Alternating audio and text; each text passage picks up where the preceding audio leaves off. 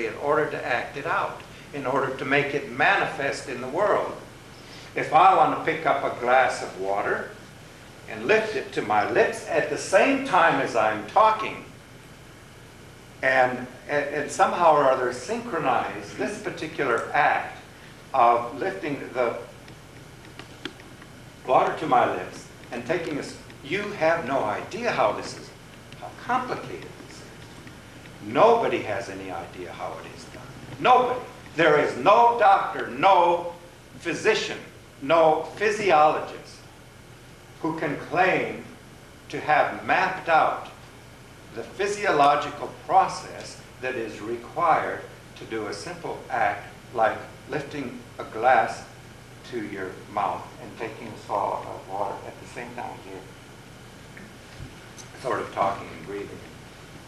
I mean, sometimes we choke or we get water down the windpipe or, you miss. But most of the time we get it right, but it's very complicated. It's like this really complex computer. The number of signals that have to go back and forth in here. But the point is, somehow if you didn't know, you couldn't do it.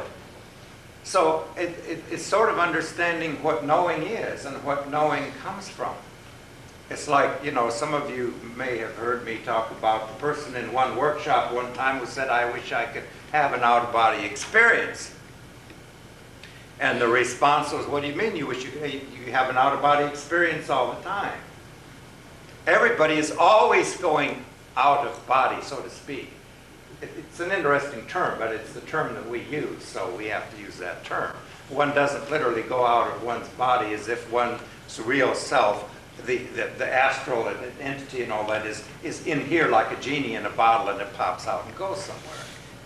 It's not exactly like that, but what we may call going out of body is your attention, your emotional, mental, spiritual, causal self leaves the premises. How else could we ever explain sleep? Oh, sleep is there's this little switch and you turn it off, it says conscious, unconscious. You go click. You're never unconscious. You're never unconscious. So what sleep is your attention goes somewhere because the attention is taken along with the main part, and you leave your body behind, and there's all this talk about, the connection, the silver cord, and you know about all that, and so the body stays alive or whatever. But you see, the interesting thing is that everybody has an out-of-body experience, and everybody knows it. This guy said, well, I don't know it because I don't have any recollection. Well, of course you recall it. How could you do something and not recall it? Well, how come I don't recall it now? Well, you do. What is the I that's talking to me?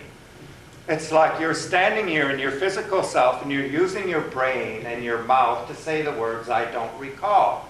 So what you're really telling me is I don't recall it in my brain. Well, why don't I recall it in my brain? Well, your brain wasn't there, for heaven's sakes. Your brain does not participate in your out-of-body experience. So, whatever you may believe about who you are, or how much there is to you beyond the physical, or whether you have a soul, or whether you don't have a soul, or whether there's anything beyond the physical realm or not, pure logic tells us the brain cannot possibly be use itself as a tool to figure out what exists beyond it. See, that's the dilemma that we have, is people try to use the brain to figure out, and the brain always has something to say about everything. So it immediately says, no, it doesn't, no, it isn't, no, I can't, no, it won't, no, whatever, because the brain doesn't, the brain doesn't have any way to gather that information. So a lot of people are in the dilemma of trying to use their brain to figure out much of the experience that exists beyond the level of the brain. The reality in which the brain cannot participate. How in the world the brain ever comes to know is that the brain is caused to be receptive to input from the part of the self that is outside the brain that puts in it. And that's what shamanism is. Nothing more, nothing less. It doesn't mean you go on a journey. It doesn't have to mean the middle world and the lower world and this world and that world. It doesn't have to have something to do with drugs. It doesn't have to have a drum. Some people have no accoutrements, no paraphernalia, whatever, who are shamans. And if you go on a journey, and if you're able to journey and you have a power animal and you go way out, that doesn't make you a shaman. A shaman is a shaman in terms of what is brought back, number one. And a shaman is a shaman, number two, in terms of what is offered up to accrue to the benefit of to whomever the shaman is assigned. See, there's no such thing as an independent shaman. There's no such thing as an individual shaman. There's no such thing as a self-serving shaman. Shamans like a physician. Shamans like 991. Shamans like the Red Cross. Shaman is somebody who has resources or has learned how to resource to accrue to the benefit of somebody else. But anyway, it's an interesting idea. You already know all the teachings of all the saints and sages of all times and climes. So in the yoga classes, at least in some countries, here yogas, they say, the yogis say, most of the people in our culture take yoga classes to lose weight or to gain what they call physical symmetry, which is worthwhile. I mean, that's the beginning of all the various yogas. But the yoga teachers say, you know, as the Sutra of Patanjali, you know, herein begins the discipline. Herein the student begins this hard work, you know, this task. And you work and work and work and you gain nothing. I assure you, if you think you are going to gain something, you might as well drop it now. There is nothing to be gained. Nothing will be added to you through this practice. And you will work and you will struggle and you will try. And if you have any motive to gain something, you should try something else. Because in yoga, nothing is to be gained. So what do they mean? They mean you already know. What you do is you come on to what you already know. Rather, it is a means of subtracting, of tearing down the walls, of tearing down the illusion, of breaking the wall between the conscious and the unconscious, or bringing forward, you see, what you already know. So all the systems, it's the whole thing. It's not that there's something that you don't know, other than how to bring what you know forward. That's what the training is. Opening the doors, bringing it forward. So you remember the conversations with Carlos Castaneda and Don Juan. And after all those years, you're familiar with all that stuff, right? The Don Juan and Carlos.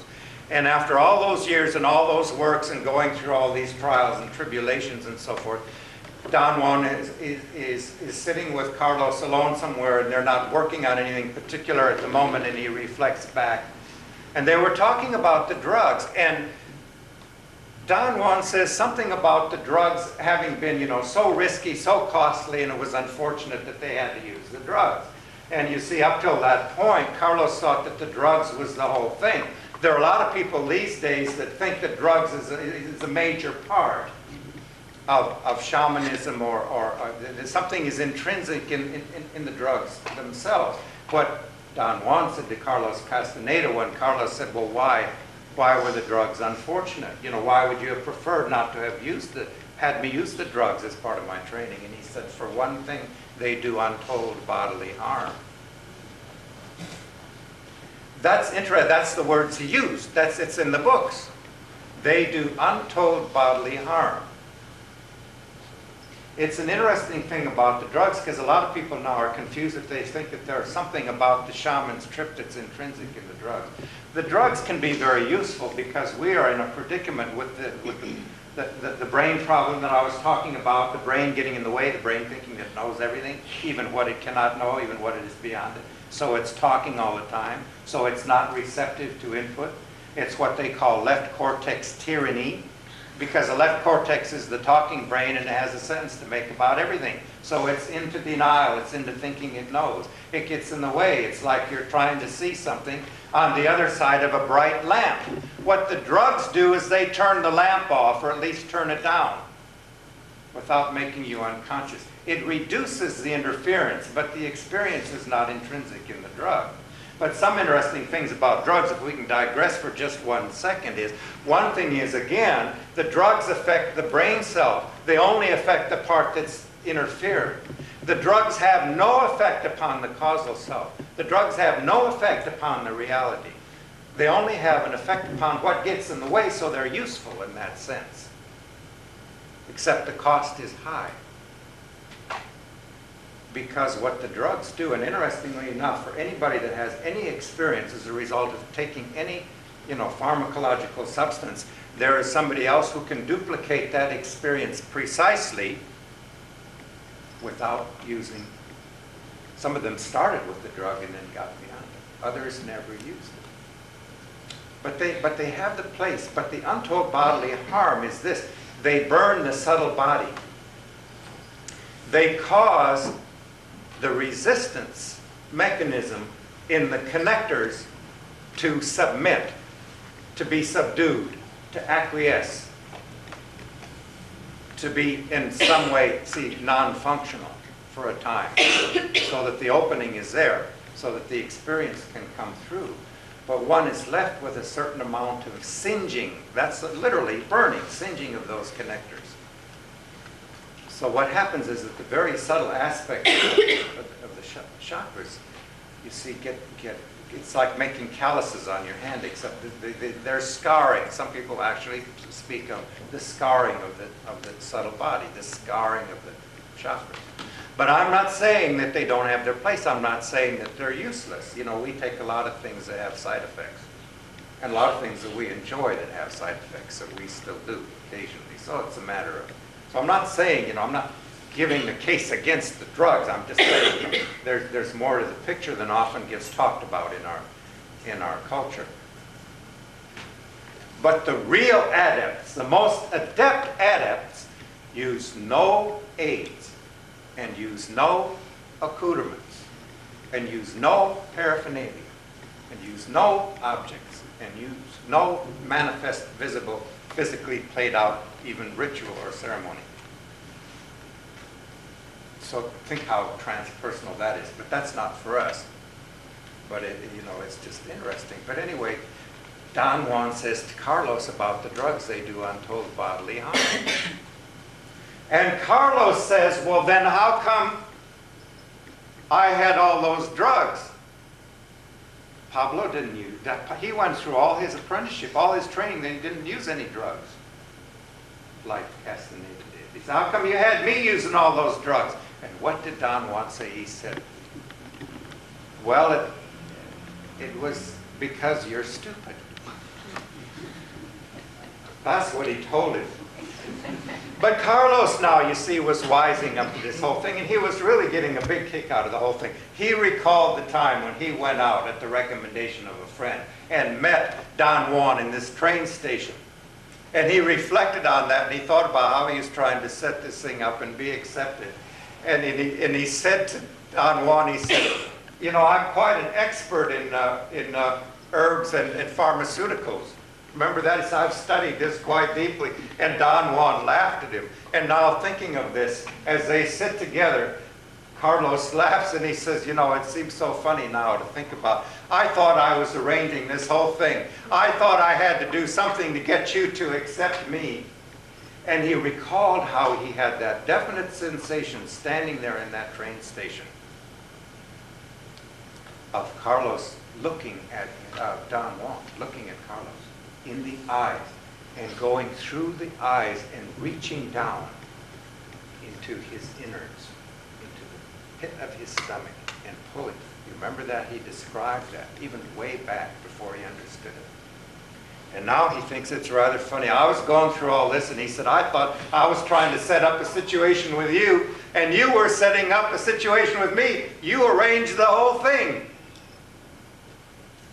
And Don Juan said, not me. I didn't arrange anything. It was not my doing. I was not the one who arranged this. And Carlos says, well, then who arranged this? And Don Juan said, let us say that it was arranged by power. That's what arranges everything for anybody. It's not somebody else is doing really who comes to you or you who seek it. There's no seeking to be done. There's nothing to seek.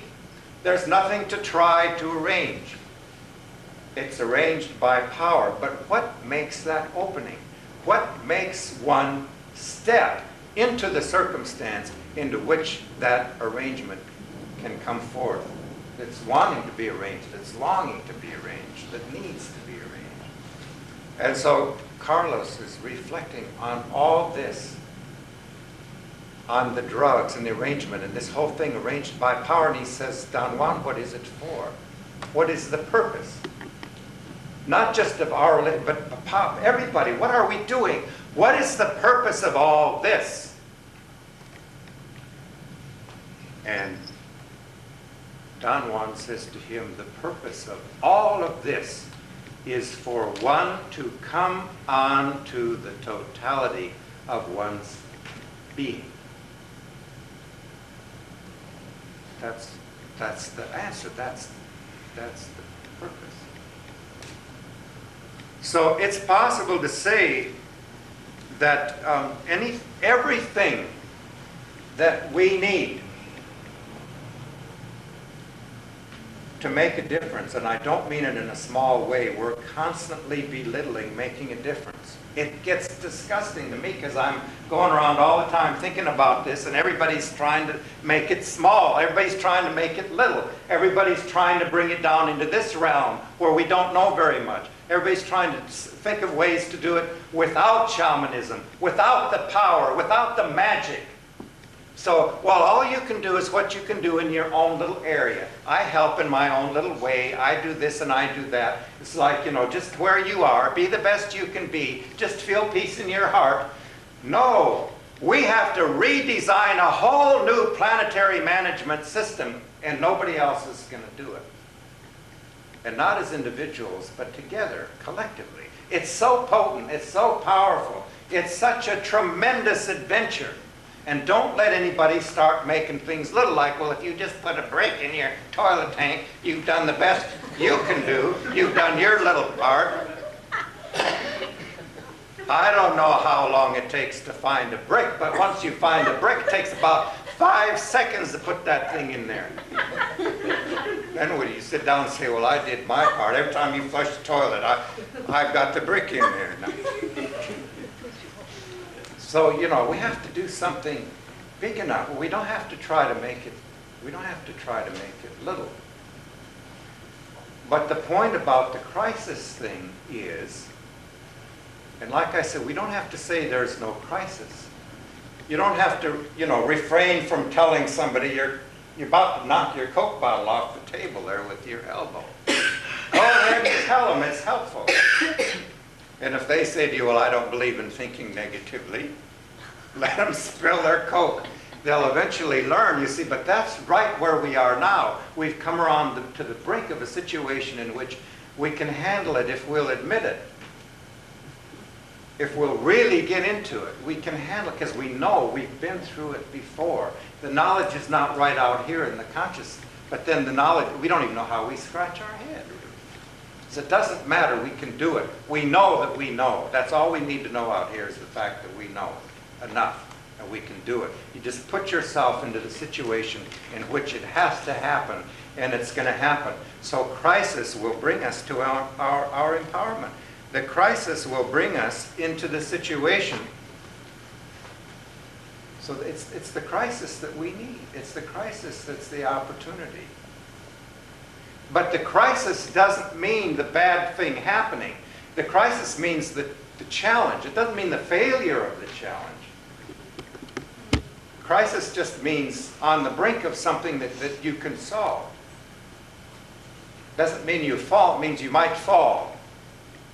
But you can stop yourself. And the crisis provides the need. There's never been anything else in human history but the need that brings out whatever it is that happens in people's training, people's development, and people's empowerment. So we say, ride upon the need. Ride on that need. That's your horse. crisis is the shaman's horse. Right upon the need. The need itself carries the power. But there's the only ingredient, you see, is that you have to be available to it. You have to respond. One time, you may remember this, I wrote about it. It happened right here. I talk about this. It was right up in the hills. We had Rolling Thunder was staying up there, and off and on, but there were varieties of events that were going on, and there was a friend who had a place up there, and I think she was in Hawaii at the time, and Rolling Thunder, some of the other medicine people were up there. We did ceremonies and so forth. And Rolling Thunder was asked to appear in an interview on Channel 5. And so we were taking him, and his son was there. Spotted Eagle was with us.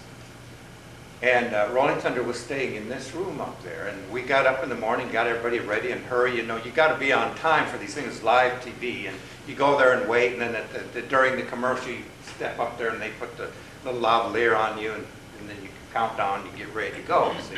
So we're not that far ahead of time, but we'll make it. And we're going across the bridge. Well, we'd almost gotten to the bridge when Rolling Thunder realized that he didn't have his special tobacco. Special, I mean just natural, it was just strong stuff, but it wasn't trippy stuff. It wasn't psychedelic kind of thing. It was tobacco. Now that tobacco is very important. If you ever know any medicine people, the tobacco can be very important, and the pipe can be very important. And he had his pipe, but he didn't have his tobacco. And so they started looking in the car. Well, his tobacco wasn't going to be in the car because he hadn't brought it out and put it in the car, but you know how you look. So, you know, here he is looking in the glove compartment. I'm in the back seat. Spotted Eagle's driving. He's sitting in the passenger side. And Spotted Eagle's driving and reaching over and trying to look himself. And RT's finally said, it's not in there. And they looked through his jacket. Well, lift your jacket up. Well, lift under the seat. And finally he said, I know where it is. It's not here. I didn't get it. I need to have it. Well, we'll call him and say, we'll be late. No, Spotted Eagle said, we cannot turn back. Now, you see, by this time, we're already on the bridge. I mean, you'd have to go all the way across, go all the way back again. So Spotted Eagle's still trying to look, and RT's saying, quit it. And by this time, I knew where it was, too. I knew that room. I'd stayed in that room before. Then I'd stayed somewhere else in the same house. And RT had that room. And beside the bed was a little table, one of these little round tables about so high. The top is sort of stony. It's like mosaic or little tiles or something. I guess it's Mexican or whatever. And his tobacco was on there, a little pouch of tobacco. And he needed it. And I thought he was sitting up there pouting, because this was pretty intense. We're going to be, and he's going to be on TV, and always before these things he lights the pipe, and the reason is because he doesn't just feel like he's saying whatever comes to his mind to say, especially in those days, earlier on. He said what he was instructed to say, it is one way of putting it. So he needed the tobacco, he needed the pipe. The silence was so intense. I mean, I'm sitting behind his head, and I didn't know what his face was looking like, but he's sitting there rubbing his hands. And I'm thinking, this is heavy duty. He's upset about this, is what kind of went through my mind. Nobody said anything anymore, just still, absolute still. Rolling Thunder turned his head a little bit and looked out. Oh, you know, you could just sort of, you can hardly see out over, but you can see a little bit in spots out over the water. And I was kind of looking. I didn't want to say anything. Spotted Eagle didn't want to say anything. And RT's just sitting there like this. I mean, he was like pretty tight. It felt like, I felt some kind of extreme intensity. I mean, I was thinking, oh my God, just over this thing. And it went on till we got almost over the bridge, and suddenly he jumps. I got it, I got it, I got it. And he's so elated. And there in his hands was the tobacco pouch. He had brought it. I know it. I don't doubt it. I don't have to explain it. Why? Who am I to explain how? I don't have to explain it. But I can say also I don't feel compelled to explain it away. Some people, you see, some hard-headed so-called scientific fanatics who think they're so rational and they're really fanatic would say, but it can't be, it's impossible because it goes against every scientific law, all the laws of science. Think about it, it does not. That's not true. There is no law of science that it would go against. How come in, Beam Me Up, Scotty, and all that in Star Trek, I mean, how come people are conceiving that this might be possible somehow, some way? It is not unreasonable, it is not impossible, it is not unscientific, it's not unrational. It might be out of the context of what we're used to. But I can tell you in most cultures, in most times and climes, these things were done rather common. Rather common. And thus it is that we can say today, and I often do in the Powers workshops, we here today, in our present moment, in our culture, in our time, we actually experience less of the human potential than any human beings ever have before in any other time or clime. Less of natural human capability. The progress is in the elevators and the escalators and the hole in the donut makers and the electric can openers and the electric toothbrushes and the hamburger patty stamper outers and all those things. That's the progress. And we've done remarkably miraculous things in terms of developing a very efficient crisis intervention system using technology. That's true. But in terms of what we, as people, as the entities that we are, we actually do experience less of the human potential than any other human beings ever. It's unnatural. So those things are possible, but we've seen examples. You've seen, I'm sure you could think of something if you closed your eyes and scratched your head for a moment. Numerous examples of people responding heroically or miraculously in a time of need. When we were in, I think I was out of high school, but I was with some high school students, and people that we knew were in high school. And kids used to get beer. That was a big deal. You get somebody to buy you beer.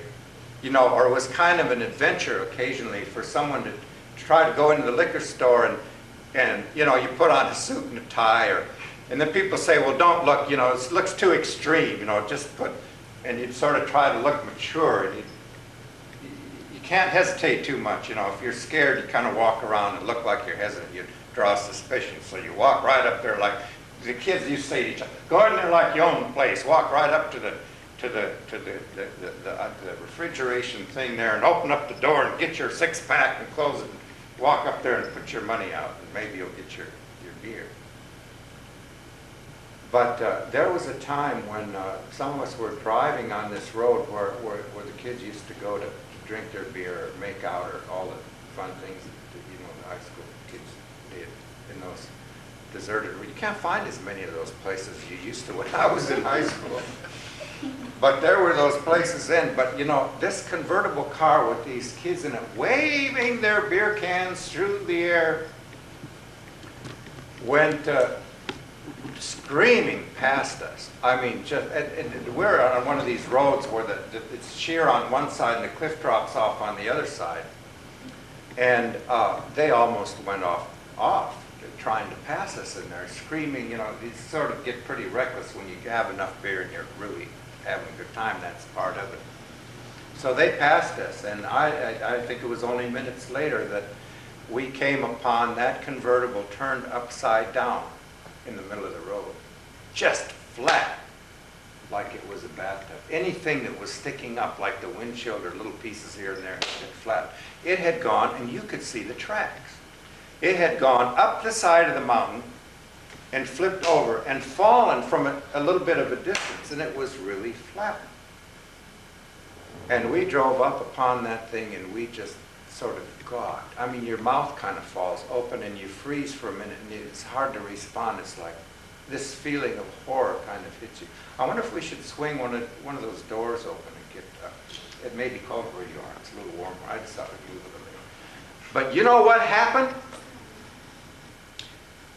That car lifted up and out crawled one kid like this, with his legs coming out and swinging himself around, and he held that car up, and the three others, there were two in the front and two in the back, got out.